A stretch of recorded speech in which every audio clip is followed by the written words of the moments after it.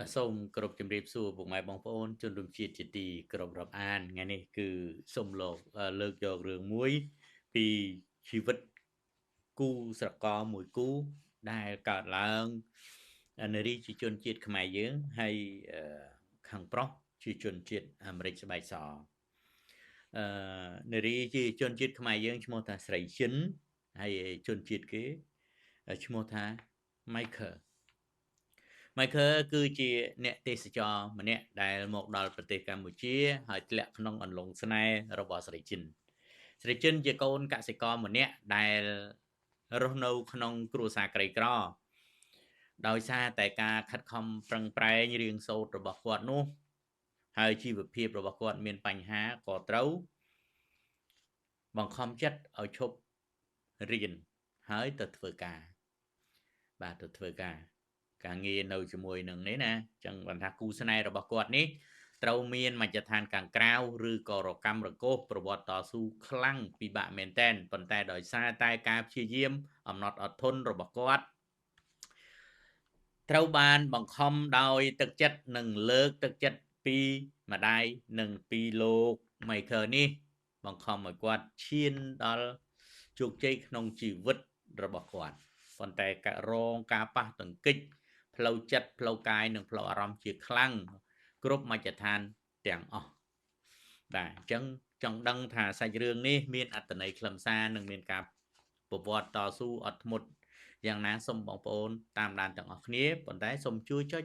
Subscribe YouTube ខ្ញុំម្នាក់មួយដើម្បីជាការលើកទឹកចិត្តដល់រូបខ្ញុំបាទផងបាទអញ្ចឹងរឿងនេះគឺកើតនៅក្នុងគ្រួសារក្រីក្រមួយមានឈ្មោះថាស្រីជិនបាទស្រីជិនគាត់កើតនៅក្នុងគ្រួតកូលកសិករមួយប៉ុន្តែដោយគាត់មានការអត់ធ្មត់ខិតខំប្រឹងប្រែងរៀនសូត្ររហូតដល់មហាវិទ្យាល័យប៉ុន្តែដោយសារតែជីវភាព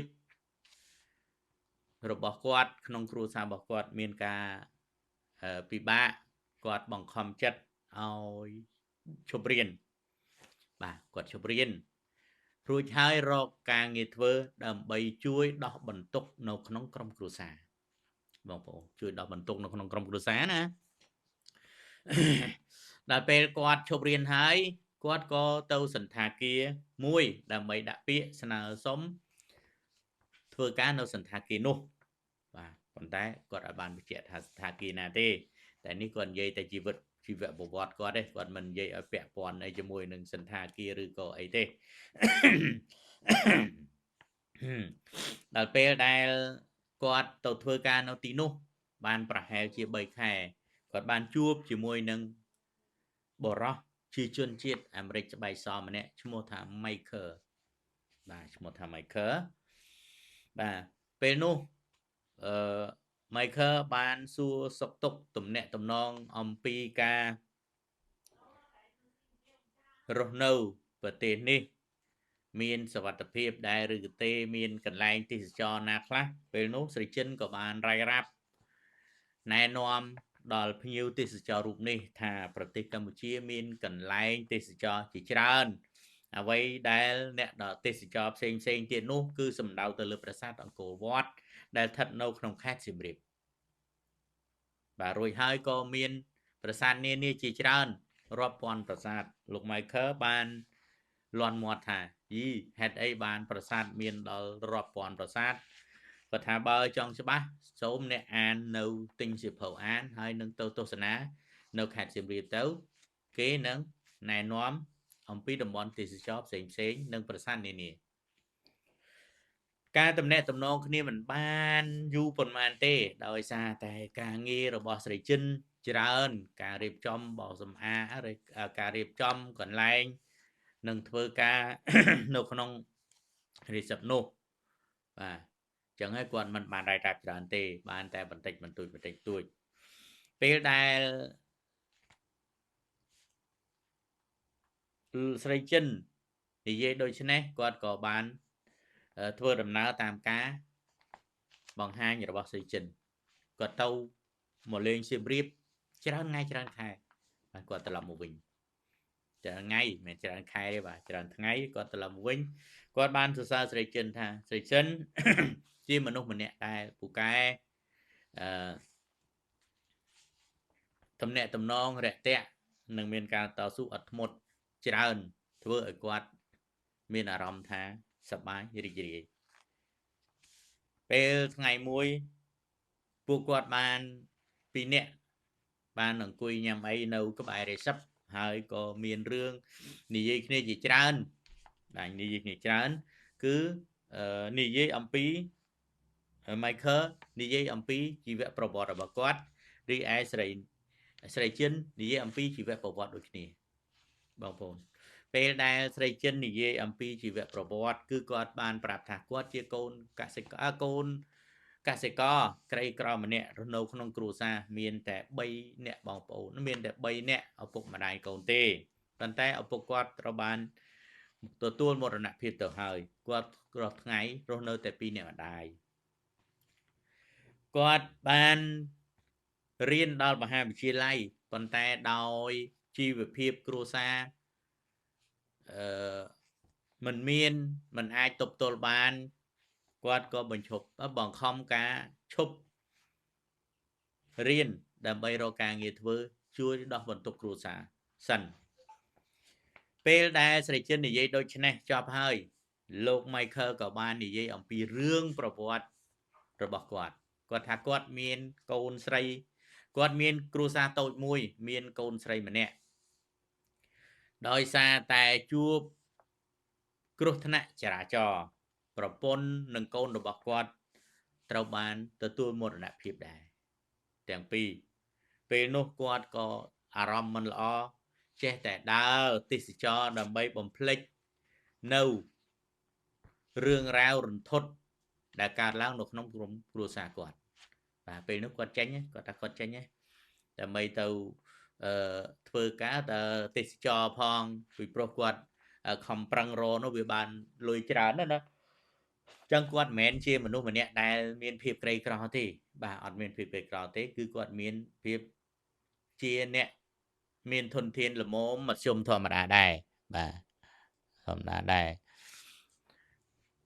ហើយពេលនោះពួកគាត់បានតំណែងតំណងគ្នាហើយក៏បានចៃចិនបានថាគាត់សុំស្គាល់ផ្ទះចៃចិនក៏ឲ្យគាត់ទៅស្គាល់ផ្ទះបាទស្គាល់ផ្ទះរួចហើយពួកគាត់បានដាក់ថ្ងៃដាក់ពេលវេលានិងសុំច្បាប់គេដើម្បីនាំគាត់ទៅផ្ទះប៉ុន្តែស្រីចិនត្រូវបានប្រាប់ទៅម្ដាយឲ្យបានដឹងថាមានជនជាតិបរទេសម្នាក់ដែលចង់ស្គាល់ផ្ទះនិងស្គាល់ពីជីវភាពរបស់យើងពេលនោះម្ដាយគាត់បានព្រមហើយនឹងឲ្យគេចូលមកលេងនៅផ្ទះរបស់គាត់ពេលដែលគាត់មកដល់មានដើមស្វាយមួយមានគ្រែមួយខ្ទមផ្ទះល្មមសំរុំមួយប៉ុន្តែស្រីចិនត្រូវបានរៀបចំនៅឯកន្លែងក្រោមដើមស្វាយមានម្លប់ត្រជាក់ល្អមួយលោក Michael ស្រឡាញ់ទេសភាពដូចនេះណាស់ដោយសារតែគាត់ចង់រស់នៅភាពស្ងៀមស្ងាត់បាទរស់នៅស្ងៀមស្ងាត់បាទពេលដែលគាត់មកដល់ទីនេះមានដីធំមានដើមឈើធម្មជាតិព្រៃភ្នំស្ងាត់ស្រងំធ្វើឲ្យគាត់ចាប់អារម្មណ៍នៅតំបន់នេះមួយហើយគាត់បានប្រាប់ស្រីចិនថាគាត់ចូលចិត្តបាទពេលដែលគាត់ត្រឡប់មកវិញមិនយូរប៉ុន្មានដល់មជ្ឈដ្ឋានខាងក្នុងម្ដងបាទមជ្ឈដ្ឋានខាងក្នុងម្ដងគឺប្រជាជននៅក្នុងភូមិហើយនឹងអ្នកជិតខាងបំផុតមួយគេថាពីរនាក់នេះមិនសមជាមួយនឹងគ្នាទេស្រីចិនអាយុ22ឆ្នាំឯលោក Michael អាយុ60ឆ្នាំបាទ60ឆ្នាំពេលនោះគាត់អ្នកខ្លះមជ្ឈដ្ឋានខ្លះគេថាស្រឡាញ់គេព្រោះតែទ្រព្យអ្នកខ្លះក៏ប្រាប់ថាគាត់ស្រឡាញ់គេអាយុខុសគ្នាអ្នកខ្លះថាមនុស្សខ្ចាត់ព្រាត់មិនដឹងមកពីណាហេតុអីក៏បើកបេះដូងលឿនម្លេះចឹងមជ្ឈដ្ឋានខាងក្រៅនិយាយមកផ្សេងគ្នា ពេលនោះស្រីចិនធ្វើឲ្យស្រីចិនបាក់ទឹកចិត្តនឹងមានការដកទឹកចិត្តស្រីចិនថាពេលដែលការបំវាយបំបាក់ទឹកចិត្តពីអ្នកដតីអ្នកចិត្តខាងទឹកចិត្តរបស់គាត់ហាក់ដូចជាបាក់ម្ដងទៀតបាទបាក់ម្ដងទៀតចឹងហើយគាត់គិតថាគាត់មិនដឹងជ្រើសរើសយកផ្លូវណាទេដូច្នេះហើយគាត់ក៏បានសរសេរសម្បត្តិមួយពេលដែល Michael មកដល់គាត់ក៏បានហុចសម្បត្តិនោះទៅឲ្យ Michael ពេលដែលMichael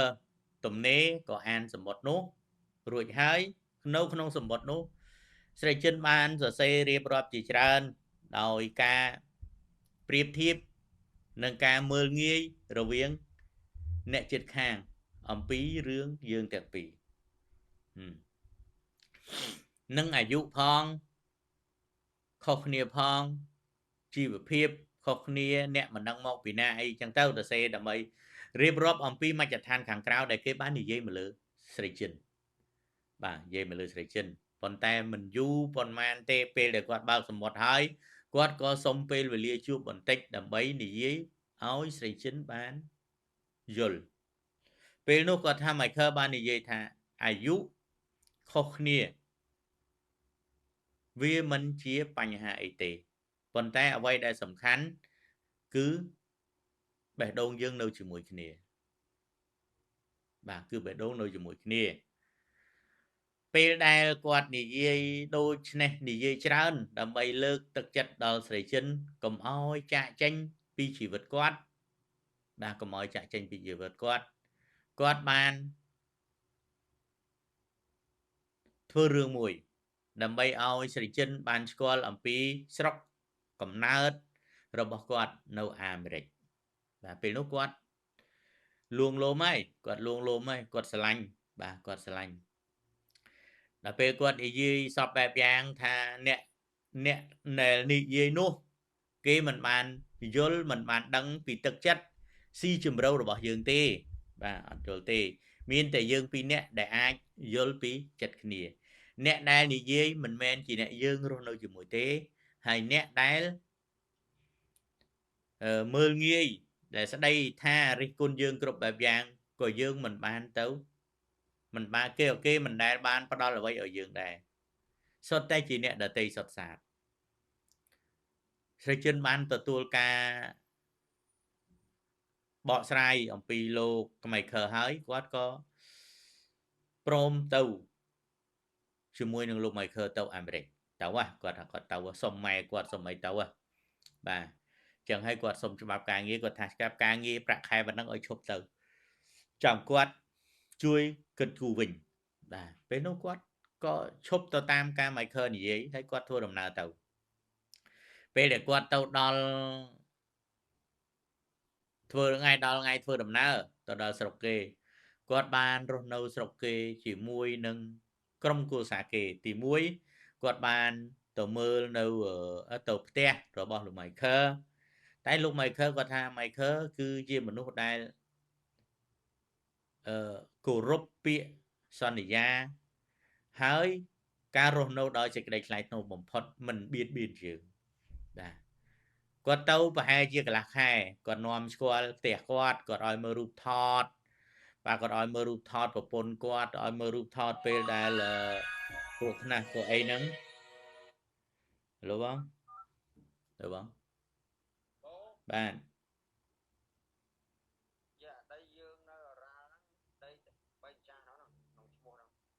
3បង3កាត់ជា3ខ្ញុំមកចំណែកប្អូនខ្ញុំហ្នឹងសិស្សប្អូនទាំងអស់គ្នាតាបាទប្អូនទាំងពីរហ្នឹងមួយចំហៀងវាមានអូបងកតុយដីក៏មានអូចំហៀងក៏មានអូប៉ុន្តែហ្នឹងតើយើងទប់បានមានទឹកបាទតទប់បានទឹកនៅហ្នឹងហើយ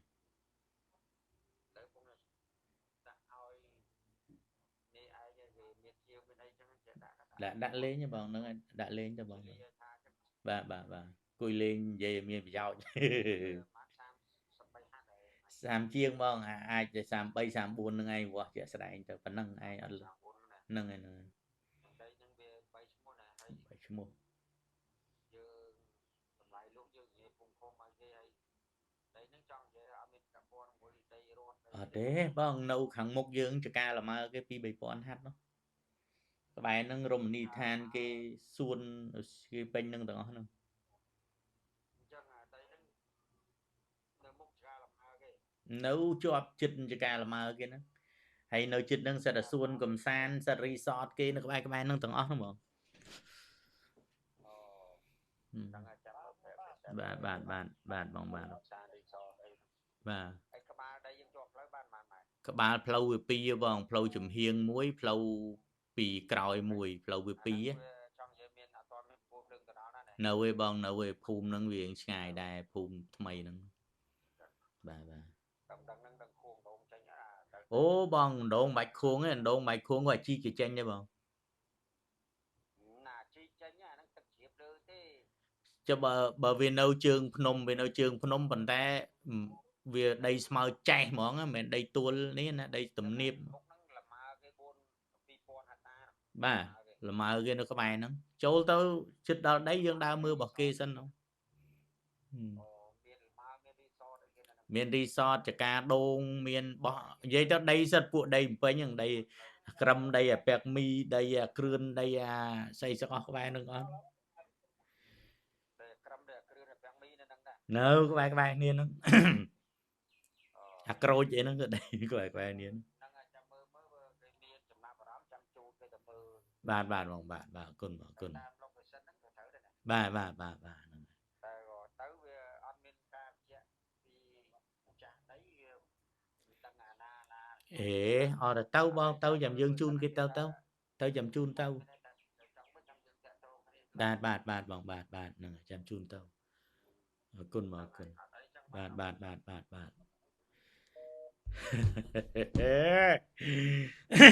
មានតំណែងតំណងមកអញ្ចឹងពេលដែលគាត់បានបង្ហាញនៅរូបថតក្រុមគ្រួសារគាត់បានបង្ហាញនៅអភ័យវហេតុ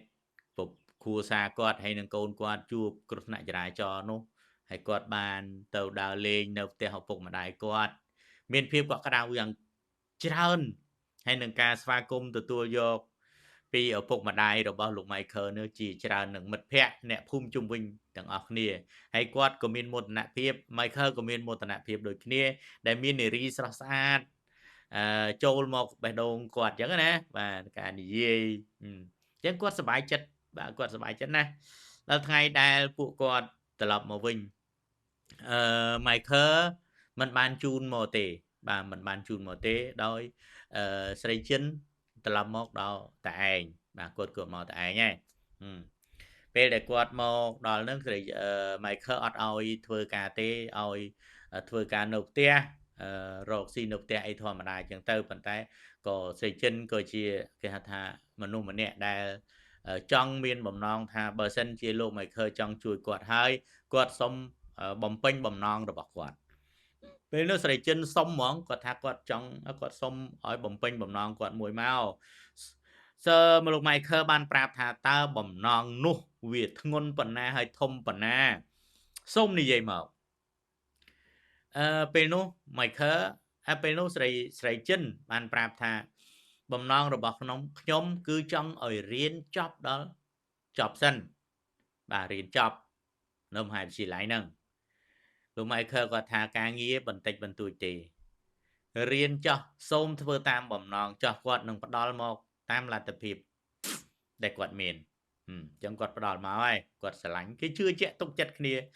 ឡូវអានឹងដោយសារតែទង្វើល្អរបស់យើងកັບកិរិយាយើងវាល្អយើងសម្ដែងការស្មោះត្រង់យើងបើកបេះដូងសពបែបយ៉ាងទាំងអស់ភាពជាក់ស្ដែងដែលគេឃើញគេធ្លាក់ក្នុងអន្លង់ស្នេហ៍របស់យើងដល់ពេលដែលស្រីចិនបានទៅបន្តការសិក្សារបស់គាត់ពីព្រោះគាត់បានដាក់ពាក្យព្យួរការរៀនសូត្ររបស់គាត់ហ្នឹងអញ្ចឹងគាត់ទៅបន្តរហូតដល់ចប់2ឆ្នាំប៉ុន្តែគាត់រៀនបាន1ឆ្នាំ Michael សុំរៀបការស្រីចិនថាសុំឲ្យរៀនចប់សិនទៅ Michael ថាមិនបានទេ សុំរៀបការពេលនោះគាត់គិតស្រីចិនគិតថាបំណងល្អរបស់គេធ្វើដាក់យើងយូរមកហើយអញ្ចឹងកុំបដិសេធនៅបំណងល្អរបស់គេអីអញ្ចឹងគាត់ក៏ទទួលយកពាក្យរៀបការគាត់ថា Michael បានសួរថារៀបការរបៀបប្រពៃណីខ្មែរតើអស់ប៉ុន្មានទៅថាការរៀបចំគ្រាន់តែលមមធម្មតាមួយជុំមិនចាំបាច់ឲ្យធំដុំអីពេកទេតែលោក Michael គាត់ចង់ធំឲ្យធំហើយគាត់ប្រាប់ថាទីនេះកម្មវិធីត្រូវមានជូនលុយជូនកាក់អីចឹងទៅណាគេហៅថាថ្លៃផ្ទះថ្លៃចឹងទៅ Michael សួរថាប្រមាណគាត់ក៏ថាតាមចិត្តបើចង់ឲ្យប្រពន្ធមានតម្លៃថ្លៃធ្នូអ្នកចង់ឲ្យច្រើនមកអ្នកផ្ដល់លុយឲ្យច្រើនមកពីព្រោះលុយនេះជាលុយរបស់យើងទេបាទលុយនេះជាលុយរបស់យើងទេពេលការហើយលុយនេះលុយយើងដដែលបាទកម្មវិធីយើងធ្វើតាមប្រពៃណីហើយផ្ដល់មុនប៉ុន្មានដើម្បីយើងរៀបចំកម្មវិធីបាទផ្ដល់ប្រមាណយើងរៀបចំកម្មវិធីរៀបចំកម្មវិធីនោះអញ្ចឹងហើយគាត់ក៏បានដាក់ថ្ងៃដាក់ខែរៀបចំហើយគេផ្ដល់លុយមកមួយចំនួនដើម្បីកក់ភ្លេងកក់ភ្នួងកក់អាហារកក់អីចឹងណាបាទកក់អាហារកក់ម្ហូបយាហាកក់ម្ហូបដូចហើយគាត់ក៏ប្រាប់ថាថ្ងៃមង្គលគាត់ត្រូវចុះមកមុនចំនួន1ខែបាទចំនួន1ខែគាត់ចុះមកតែឯងទេឪពុកម្ដាយគាត់មិនទាន់បានមកទេប៉ុន្តែឪពុកម្ដាយគាត់សប្បាយចិត្តហើយក៏ចង់រស់នៅស្រុកខ្មែរដូចគ្នាដែរបាទសិតតែអ្នកដែលមកដល់ហើយសិតតែជាប់គេថាធ្លាក់ក្នុងអន្លង់ស្នេហ៍របស់ប្រទេសកម្ពុជាយើងណាឥឡូវសួរប្រទេសកម្ពុជាយើងវាសម្បូរទៅដោយអីយើងគិតមើលធនធានធម្មជាតិក៏ល្អបាទគេហៅគ្រោះធម្មជាតិក៏អត់មានតំបន់ទេសចរប្រាសាទបុរាណខ្មែរឆ្នេរសមុទ្រមាត់ទន្លេមាត់សមុទ្រអីគឺថាវាល្អជាពិសេសមហូបគាត់អួតសម្បើមគាត់ថា Michael ទៅដល់ស្រុកនោះគាត់អួតទៅរឿងមហូបឯនឹងតំបន់ទេសចរច្រើនចឹងហើយពួកឪពុកម្ដាយគាត់ក៏ចង់មករស់នៅជាមួយដែរដល់ពេលដែលថ្ងៃដាក់ឲ្យ Michael ក៏ចុះមកដល់គាត់ដាក់លុយយ៉ាងច្រើនណាស់ចំនួន$80,000 ហ្នឹងគឺគាត់ដាក់គេហាលុយដែលចំណងដៃគេនោះមែនទេលុយថ្លៃផ្ទះថ្លៃអីហ្នឹងទទួលយកយ៉ាងមានដីរីករាយបំផុតហើយគាត់ឲ្យលុយកក់មកច្រើនគាត់ថាឲ្យលុយច្រើនប៉ុន្តែគាត់មិនប្រៀបមិនថាកំណត់ទេប៉ុណ្ណឹងថាក្នុងកម្មវិធីនោះត្រូវផ្អើលហើយអ្នកញាតិជិតខាងដែលគេសើចពេបជ្រាយយំសើចពេបជ្រាយជាមួយគាត់នោះក៏คล้ายទៅជាបងអែមមួយដល់ផ្អែមហើយក្លិនក៏អូបបំផុតដែរបាទមានន័យថាគេឃើញយើងមានក្តីសុខអញ្ចឹងក៏ឈប់រិះគន់ទៅលែងប្រៀបធៀបណាហ្នឹងហើយអញ្ចឹងហើយពេលដែលគាត់រៀបការហើយគាត់ចង់ឲ្យស្រីចិនបាទគាត់ឲ្យស្រីចិនធ្វើជារៀន1ឆ្នាំទៀតរៀនចប់ឲ្យធ្វើគ្រូបង្រៀនបាទស្រីចិនអត់បានធ្វើអីទេគាត់តែគាត់ធ្វើជាគ្រូបង្រៀនខ្ញុំឆ្ងល់ដែរពេលខ្លះបរទេសពេលដែលគាត់មកដល់ស្រុកខ្មែរគាត់តែងតែបើកសាលាដើម្បីបង្រៀនតើលុយសាលាបង្រៀននោះវាមកពីណាពេលដែលគាត់រៀនចប់គាត់មានសញ្ញាបត្រហើយគាត់សុំច្បាប់បើកសាលារៀនបង្រៀនក្មេងទាំងពីរភាសាអង់គ្លេសនិងភាសាខ្មែរភាសាអង់គ្លេសគាត់ក៏បង្រៀនបានហើយលោក Michael ក៏បង្រៀនបានដូចគ្នាបាទគ្រាន់តែបង្រៀនភាសានោះអញ្ចឹងគាត់បានច្បាប់មួយហើយនៅក្នុងភូមិមួយគាត់ធ្វើជាសាលាទូចយូរខ្លាយទៅជាសាលាធំទៅជាសាលាខ្ពស់បាទទៅជាសាលាខ្ពស់ចឹងហើយប្រាក់ចំណូលបានពីក្មេងទាំងអស់ដែលគាត់យកមកផ្គត់ផ្គង់ដូចជាទឹកភ្លើងនិងការហូបចុកប្រចាំថ្ងៃមានកុមារក្រីក្រជាក់ស្ដែងគឺគាត់មិនបានទទួលយកប្រាក់ឈ្នួលថ្លៃរៀននោះទេបាទអញ្ចឹងសាលារបស់គាត់មានរហូតដល់ថ្នាក់ទី12ហើយមានសិទ្ធិប្រឡងទុតិយភូមិដូចគ្នាប្រឡងបាក់ឌុបដូចគ្នាបាទដោយសារតែគាត់មានច្បាប់បាទគាត់មានច្បាប់អញ្ចឹងគំនិតរបស់លោក Michael ត្រូវបានដឹកនាំស្រីចិន ឲ្យคล้ายទៅជាគេហៅថានាយិកាសាលាមួយដ៏ធំហើយតាមបំណងដែលគាត់ចង់បានទៀតចឹងជីវិតរបស់ស្រីចិនត្រូវបានថ្កុំថ្កើងខ្ពស់ត្រដែតមានជីវភាពល្អប្រសើរព្រមទាំង